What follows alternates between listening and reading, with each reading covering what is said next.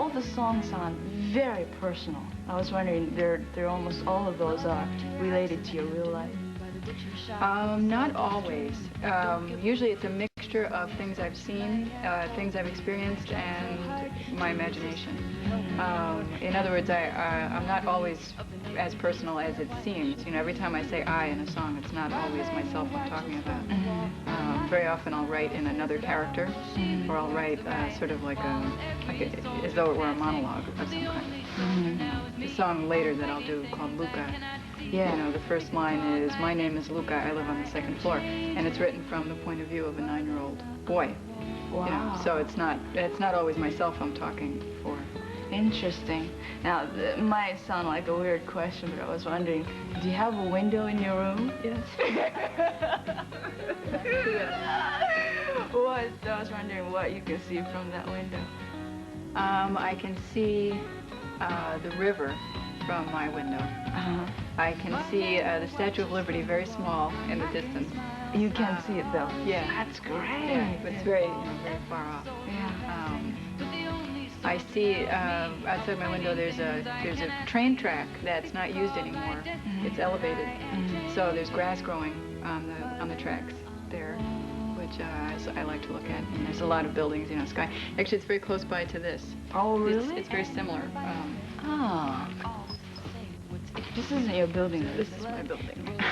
Really? And you live on which floor? Oh, I'm not going to tell. No. Oh. How do you describe the life in New York? Busy, very fast. It's very hectic. It's not peaceful. Where I live, it's a little calmer than most places. It's not as commercial.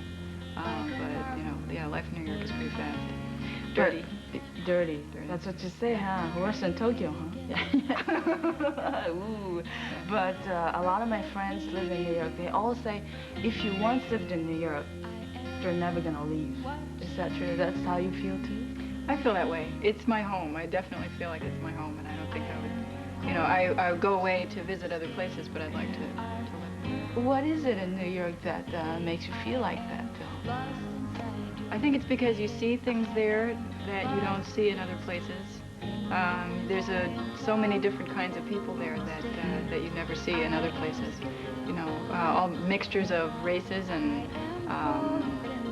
people. It seems to me that a lot of people who have very good ideas or people who want to get ahead in life, they come to New York City because it's very, you know, fast-paced. So you meet a lot of interesting people, and it gives you a little bit of an edge that you wouldn't have if you lived somewhere else.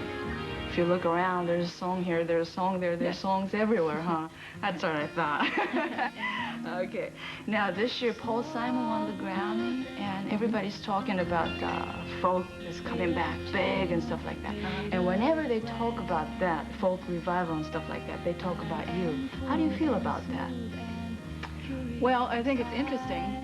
See, for me, in New York, when I grew up, I would read in the newspaper about a folk revival, and I would read in the newspapers almost every 2 years that there was a folk revival coming back. It was going to be really big.